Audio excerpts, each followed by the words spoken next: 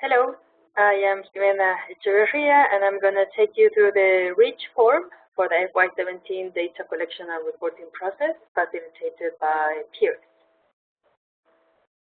So a little bit of context. The REACH form applies to every project and each initiative implemented in your country during FY17. That means the period from July 1st, 2016 to June 30th, 2017. An important change from previous years, this form now applies both to projects and initiatives at the same time. So projects are, as you know, any activity or one-time action, well-defined, normally linked to a contractual relationship with a donor, with a specific set of outcomes or impacts or targets and activities defined for a particular goal.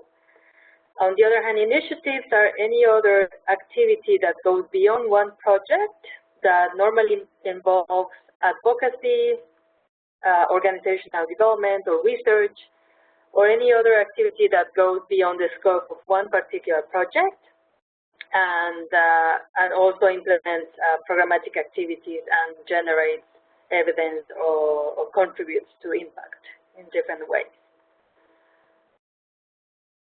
So before going into the form itself, it's always good to remember why do we ask these questions and what type of stories do we want to tell with the data provided in this form.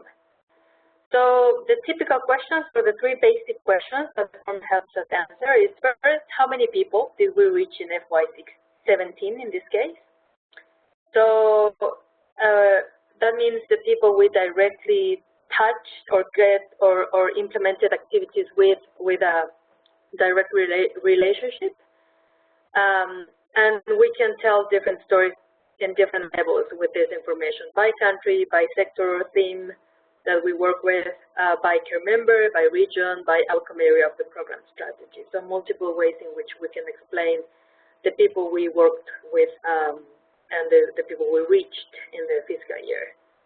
Second group of questions, and how are we incorporating key elements of CARE's approach and roles in our work? So related to the approach, how are we incorporating gender equality and women's voice in our work? How are we doing incorporating inclusive governance in our work? And how are we doing by incorporating resilience in the work that we do around the world and in the different projects and initiatives that we have? Roles, how are we doing around generating innovations, advocacy, doing a scale-up of successful solutions, so all the elements related to multiplying impact. And then other elements that are key to our programming as well. How are we doing partnership? How are we strengthening civil society and other elements related to key strategic aspects of our work? And the third group of questions that we want to answer is what have we learned this year? What have we adjusted in the ways we implement activities? What are the key learnings? What are the key strategies that seem to be most successful from our operations? So still nothing related to impact yet, but at least the overview on the reach and the scope and the learning and the adjustments that we take during the implementation of actions in the fiscal year. So with that in mind, plus other elements that also can be answered through this form, these are the stories that we normally can tell with that data. No? At a global level, we're able to tell the number of participants that CARE reaches in different years, so direct and indirect participants. This is data from FY12 to FY16, and we can see the evolution or the trends of CARE's reach around the world. We can also take pictures or snapshots on the people we reach by thematic area or sector. So campaign management in the humanitarian sectors or education, and we can see different data that tells us these photos or snapshots on projects and initiatives implemented in a particular sector and the people reached as well. We can also do that by regions. So this is the case of Southern Africa for FY16. So the number of projects and the people reached in the different countries that compose the region as well, so different levels of detail depending on what we want to tell or what information we need. Other snapshots, and again, these are all examples that you can find on the Global Mail Wiki, where you found this video. But other types of stories is people we reach based on the outcome areas of the program strategy. So people reached on humanitarian work, on sexual, reproductive, and maternal health and rights, on life free from violence, on food and nutrition security and resilience to climate change, and women's economic empowerment. So again, a snapshot of reach, not impact yet, but an idea of the scope and the breadth of the work that we do in different thematic areas or priorities of the organization. And then, as I mentioned, how are we incorporating key strategic elements of CARE's approach, roles, and programmatic priorities. So in this case, this is the gender marker, the application of the gender marker, and it tells us the extent to which we are incorporating gender equality and women's voice to our programming, and the different composition of that according to outcome areas of the program strategy in this case, but this can be by countries, by regions, by care members, etc. So for your country in particular, another important value of having this data and the value of having this annual data collection process is that it provides you with a snapshot of your particular country, and how your data tells the stories about the reach you are having in your particular country. So this is also available in the Global Wiki and the instructions for this year's data collection process. But one key step and recommendation is that you go to this document and you take a look at what was the snapshot or the picture or the story that your data was telling in FY16. And based on that, what are the improvements or what are the areas that we feel could be improved based on new data that we have for FY17 in terms of accuracy or more complete data, or even probably improvements of the programming that reflect in better or greater results in terms of reach. So in this case, well, this is Sri Lanka, but you can pick any country in the world where CARE had presence in fiscal year 16. And with the data from the reach form, these are the stories that you would be able to tell, depending on where you are and what your interest is. But this is Bangladesh, and here you could see contribution to CARE International as a whole, so direct participants, indirect participants, and your particular contribution to the overall reach of CARE as a whole. The percentage of women reached by CARE Bangladesh compared to other regions and globally, aspects of program quality, so partnership, civil society strengthening to the extent to which your country is addressing these issues or making progress on these issues as well. The reach compared to other fiscal years, so how are we involved in different fiscal years. And then these statements that speak to reach in contribution to the program strategy outcomes. Again, not impact, just reach for now. And then statements related here on the right to the extent to which a country's programming is incorporating key elements of CARE's approach and goals and strategic priorities. So percentage of projects that are doing intensive advocacy, projects promoting resilience, projects incorporating gender, equality, and women's voice, projects incorporating inclusive governance, so the different stories or statements that we want to know from our programming every fiscal year. And then the details, as I mentioned, of the level or the extent to which we are incorporating these different elements. So this is the snapshot, and this is what your data in the reach form can help you and can help us report on or tell stories about. So go into the form and just explain how all this information here goes back to the rich form. This is the form for FY17. We have done some important improvements from previous years. So you will find, if you have been related to data collection processes in previous years, you will note differences in terms of more guidance provided to the different questions asked in the form, more dynamic form. So there's some cells or rows or questions that hide or appear depending on what your answers are and what the key areas or focus of your project or initiative is. And then the user friendliness as a whole of the form, so it can be more dynamic and easy for you to fill it out. So an overview of the form. What the form is composed of is basically three different sections that tell different parts of the story. The first section is general information on the project or initiative.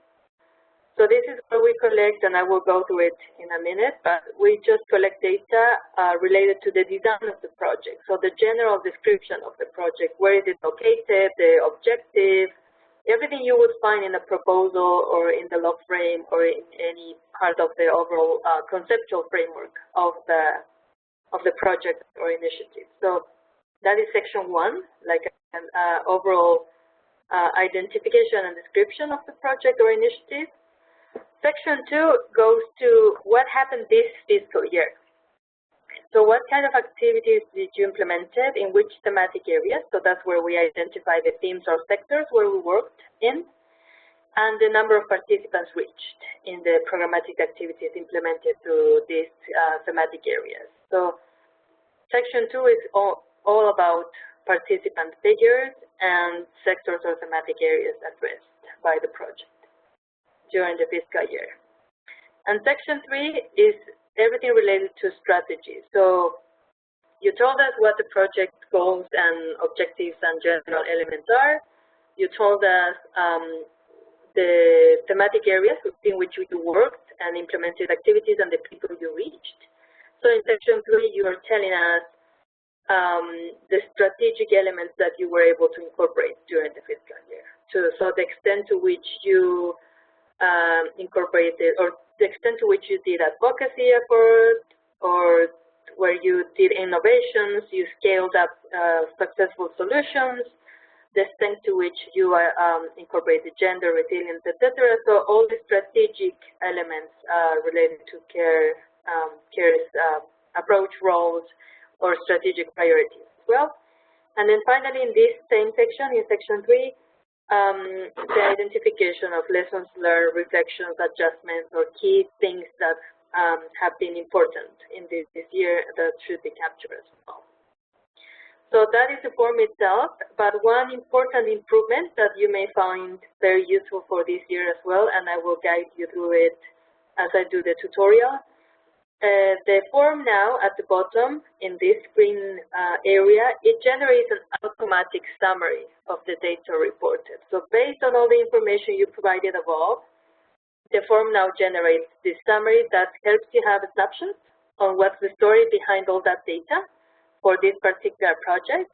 And it helps you identify some potential inconsistencies that if you see them now, you could go back to the project form and make the necessary adjustments before submitting to PIIRS. That way we add this important step of having colleagues take a look of the story that the data reported is telling, so we can do some adjustments in time before it goes to the global database.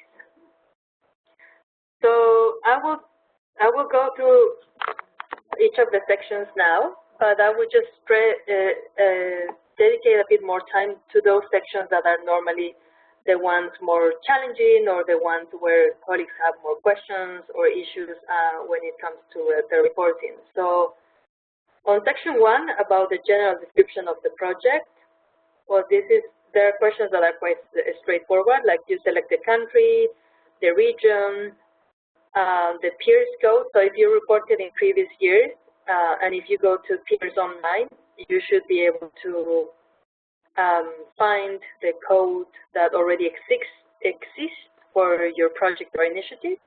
So you should report it here. And in the global wiki, where you found this video, you also have access to information from FY16 and the list of projects for your country. So when you go into that document, you would see the list of projects that you already have from last year and the PIIRS code that's already assigned to that particular project. So if that exists, then please include it in the format you report. The name of the initiative, so very straightforward. And this is one section where you may need to take a moment. So normally what the forms are formulated in a way that each project could report one individual form.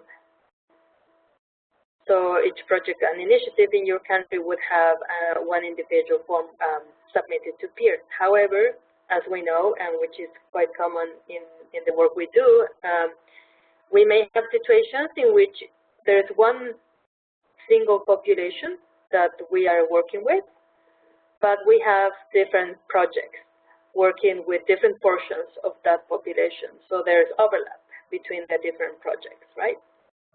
And these projects may be addressing different thematic areas as well. So you would have project 1 with women's economic empowerment activities, project 3 with food and nutrition security, project 4 working more on maternal and newborn health. So any action you can think of. But in general, it is one same population in one same location, so there is, of course, the risk of double counting or double reporting when we go back to the forms in PIIRS.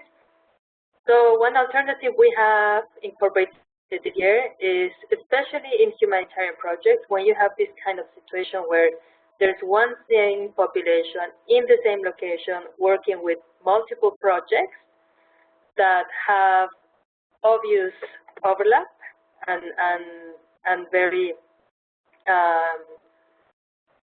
significant overlap, what you can do is just report one form for PIIRS, and you can name it in a different way that doesn't identify only one individual project, but the 4 projects as a whole. And what you can do is, when you go back to the project form, this is where you would identify these different projects that are part of this reporting. So in this case, let's imagine this is a humanitarian response in Bolivia, and in one municipality of Bolivia. So what you could do is, when you go to the form, is just create one form for the humanitarian response to floods in Bolivia or something like that. You should give the general name. And then what we would know is that you detail all the elements that are specific to each of the projects. So project 1 could be led by CARE Australia, project 2 could be led by CARE Denmark, and then you provide with the individual information for each one of them. So grouping is one option, especially for those projects that may have too much overlap or too much double counting. So this is an alternative we have opened this year. If that doesn't really apply to you and you prefer to keep individual forms for each project and initiative that you have in your country, that is perfect as well. Just make sure that while you do the reporting of participants, you are clear on the overlaps between the participants and the potential duplication, and you can subtract the different figures or the different numbers that make this overlap or duplication for the different projects. So continuing that section, we're still in section 1, but this is what happens if you would have grouped the projects or initiatives. And then more details like the start date and the end date. And we have now more notes or alerts when there's no complete data or where there's no consistent data. So if you put the wrong date the wrong date here, so if we put the 3rd of May of year 16, sorry, that is not a valid data because that doesn't fit into the fiscal year on FY17, so the data provided are not valid. So these kind of also checks that we have added to the form.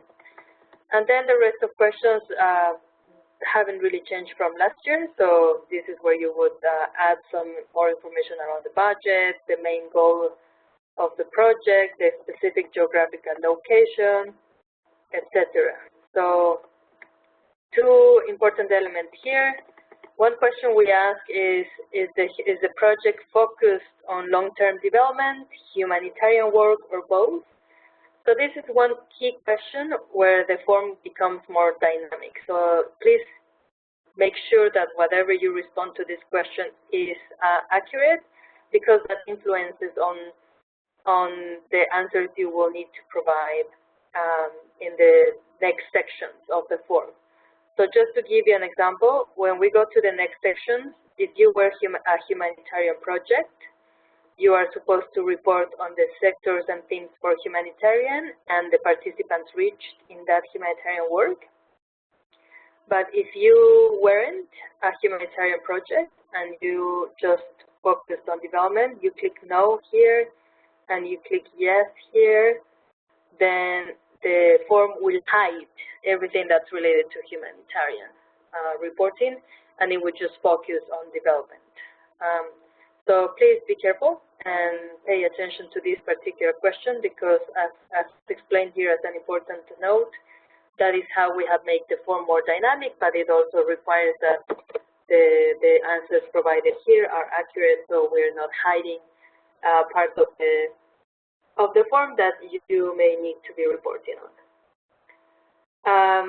Section 1, still one important question is we ask to the project or initiative to indicate the number of expected direct participants in the life of the project and indirect participants in the life of the project. So as we all know, the definition of defining direct and indirect participants is quite challenging, because there's no one single rule, and it always depends on the nature of the work that you're doing, the nature of the interaction you're having with participants, and the different characteristics of the context in which you are working. So what we have done for this year, and I think that's an important improvement, is that we have added a more complete guidance on how to define these direct and indirect participants. We acknowledge that there's no single rule to define them. However, we provide with more examples or more references on how you may define direct and indirect participants, depending if you're a project, if you're an initiative, and the different types of work that you may be implementing or doing. So this is a greater reference this year, which we didn't have in previous years. And also, in order to enrich the dialogue in the organization around how to define direct and indirect participants and what the main practices are for that, we have added one particular question for you to please describe how the direct and indirect participants were defined and calculated in this reporting. That way, we have more information to support the data provided and how it was defined. And this is very important input for the wider dialogue in the organization on how we define and report direct and indirect participants. So please take special attention to this section as well. So that's it for section 1. Section 2, as I said, it's everything related to participants reached and thematic areas that we have addressed in our work during the fiscal year. So here we ask the total participants, direct, indirect, and disaggregated by women and girls and men and boys. So you can provide with that information. And then we ask you to please select or identify the thematic areas that you have worked in during the fiscal year, and then provide the direct participants, the indirect participants total for each of these sectors, but also the percentage of women from the direct participants only. This percentage of women is quite important, especially as we make progress on reporting impact and reporting in more detail the extent to which we reach women and girls around the world, being one of our priorities as an organization.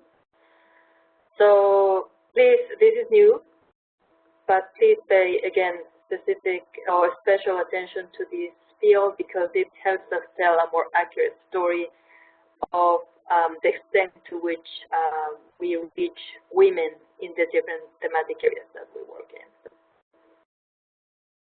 So continuing with section 2, under development, same questions, total direct and indirect participants, and the disaggregation by thematic area or sector, and the details of the reach by each one of these sectors as well. And on the right-hand side, on column H, you can find examples or references to what this sector means, and what this sector is about, so you can identify if your project really applies to that one.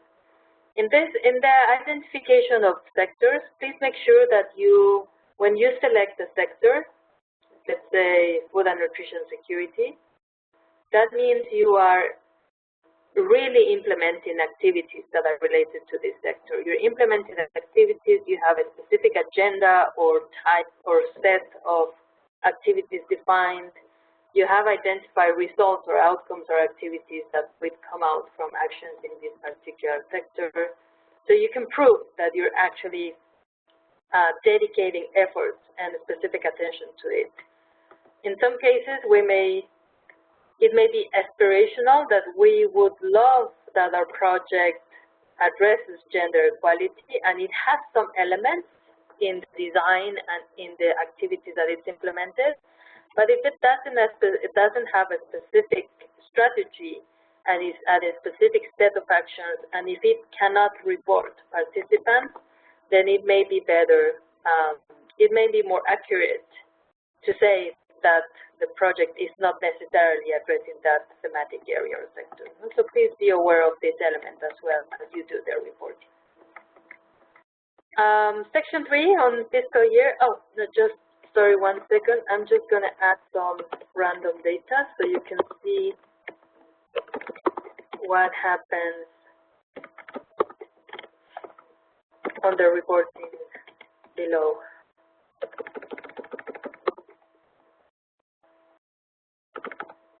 This is random data just to give you an idea of what happens on the other sections. Just 1 second, please. Okay, so section 3, again, everything related to strategy and to roles, approach, evidence of impact, etc. So questions that haven't changed from last year. So have you had any baseline study or evaluation this year? If so, when? And if you have evidence related to the outcome areas, evidence of impact around the outcome areas or the priorities under the CARE 2020 program strategy, and if you click yes here, then we would be expecting you to report on the impact form as well. So the reach form only helps us identify where evaluations are taking place, but the impact form would be the place where you can report all the evidence itself.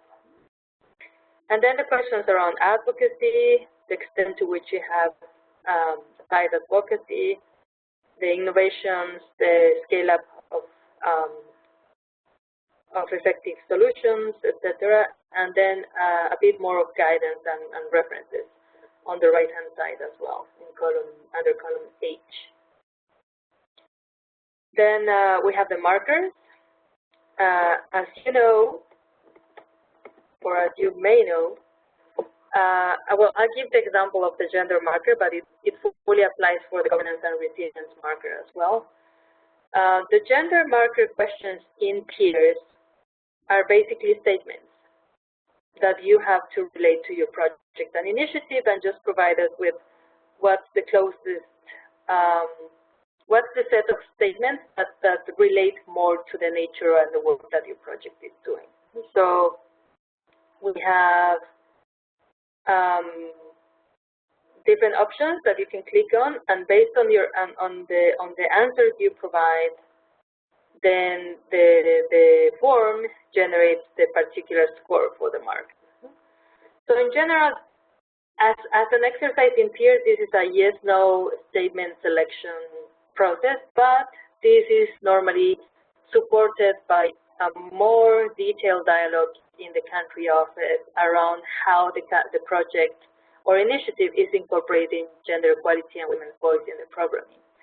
So the actual application of the gender marker with tools and doing an exercise of reflection in the project should be a previous step.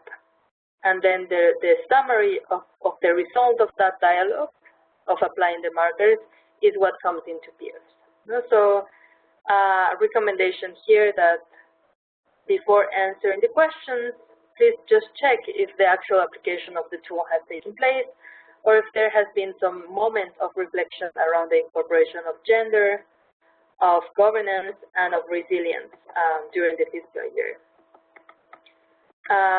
Then the questions around partnerships, civil society strengthening, etc., and then keep the last questions around any changes that you may have done to your project during the fiscal year, so we can track any important transformations or changes in the way we do our work. And then from the reflections you have had, the identification of learning, but also key strategies or key things that we are seeing to be most effective or most successful. So models like engaging men or BSLAs or community scorecards, like what are these specific pearls that we are seeing around the organization that are examples of good practice or things that may have potential for greater impact. So that's the composition of the entire form. And as I mentioned, if you go below, there's a summary section now, where based on the data that I just randomly put at the beginning of the form, it provides me with a snapshot of what the data is telling. So this is where you could find inconsistencies or clarity of and the validation if this picture really reflects what your project or initiative is doing, and if not, then what are the changes that you may want to do to the data to have a more clear snapshot as well. So here, clear inconsistencies, for instance, if you have 200 million people as direct participants and 600 indirect, is that accurate? The percentage of women reached, is that accurate as well? And the composition of the reach through the different outcome areas of the program strategy. So 3 million in program in women's economic empowerment, is that accurate? Versus 500 people in food and nutrition security. So please take a look at this and try to identify those elements that really reflect the work of that you're doing. Same for the markers and for the different elements of multiplying impact, like innovation, advocacy, and scale-up. So the idea is the summary to help you identify if the photo is accurate enough. So that is basically the content of the form. If you have more questions, you can refer to the Global Mail Wiki where you found this video, and write to us at PIIRS@careinternational.org so we can answer questions as well, and we can have the Care International Mail Group to provide with the specific answers and support if required. And please remember, the country form or the REACH form in this case should be submitted to the PIIRS email address by September 15, 2030. Thank you.